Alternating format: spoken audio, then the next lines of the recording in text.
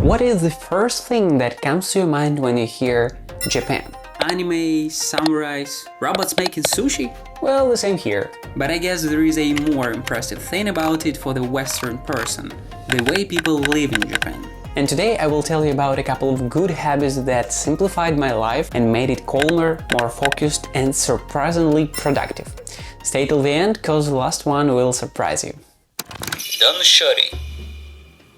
Recently I came across a new Japanese concept called Danshari.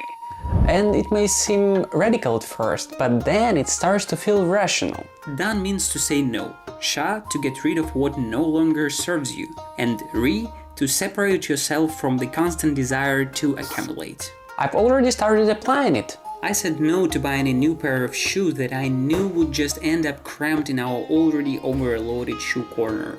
And I've planned a full wardrobe declutter this month. See, in Japan, most people live in small homes. Without regular decluttering and conscious control, even the neatest apartment starts to feel like a storage unit. That's why they focus on keeping only what's essential and minimal, not just to stay tidy, but to stay sane. And I live in a tiny flat alone with my family too, so this principle seems essential for us.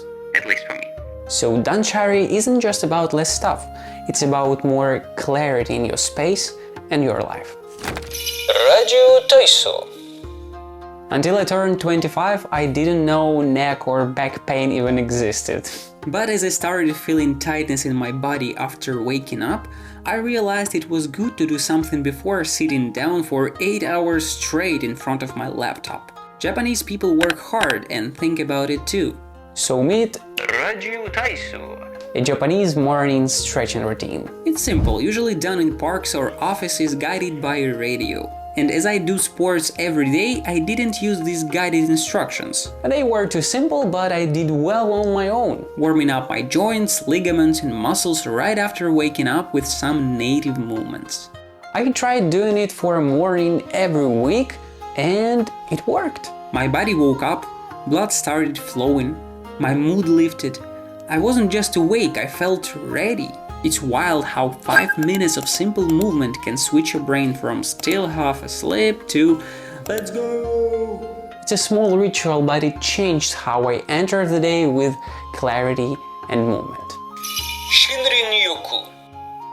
The Japanese have a beautiful name for something we've all felt, but never labeled. Shinrin-yoku. Or forest bathing. No, you don't need to pack a soap or a towel. It simply means spending time in nature, letting the forest atmosphere soak into you. The idea sounds poetic, but the science behind it is brutal in its clarity. Stress wrecks us. When we stay stressed too long, it doesn't just sit in our heads, it burns into the body. Tight shoulders, headaches, bad sleep, even anxiety spirals. But the antidote can be embarrassingly simple.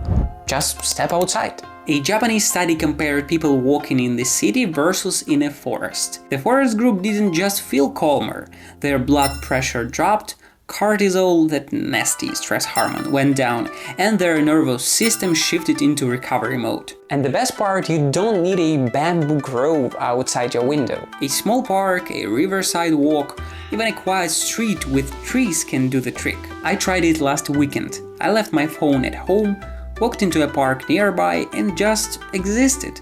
No podcasts, no photos, no checklists. After 20 minutes it felt like my brain exhaled. I wasn't doing something productive, but the first time in weeks, I wasn't tense. Shinrin-yoku teaches us this. Nature isn't a luxury, it's maintenance for the mind. Hara Hachibu. One of my main sins is overeating. I like to eat and will do that until my stomach hurts, unfortunately. So I wish I knew about this principle a little earlier. You don't have to eat until you're stuffed. The Japanese call it Hara Hachibu. eat until you are 80% full. It sounds tiny, but it's a big shift. Because for me, food has always been this all or nothing event. Either starving or eating until breathing feels like a core workout. But the truth is, the last 20% never brings more joy. It just brings regrets. When you stop just before you are full, you realize you don't need as much as you thought. You leave the table light, satisfied, and still comfortable. It's not just a rule for food, it's a rule for life. Overindulgence weighs us down. Enough is freedom.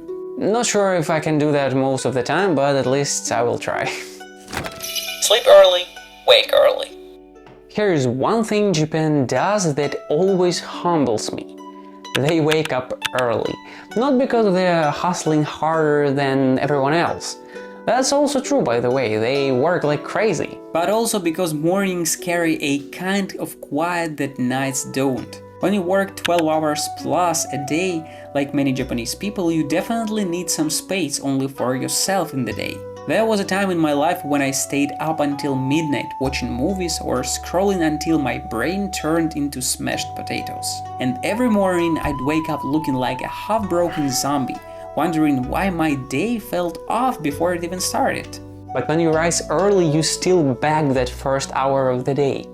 No noise, no notifications. Just you.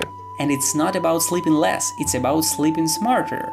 Late nights borrow energy from tomorrow, and tomorrow always comes to collect. お風呂、銭湯。 Now here is the Japanese habit that completely flipped my perspective. The evening bathing.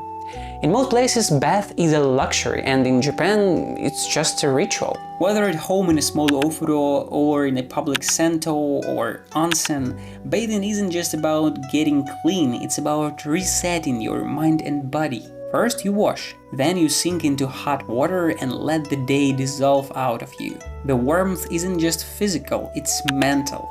Stress melts, your body unwinds, and suddenly all the noise of the day feels distant.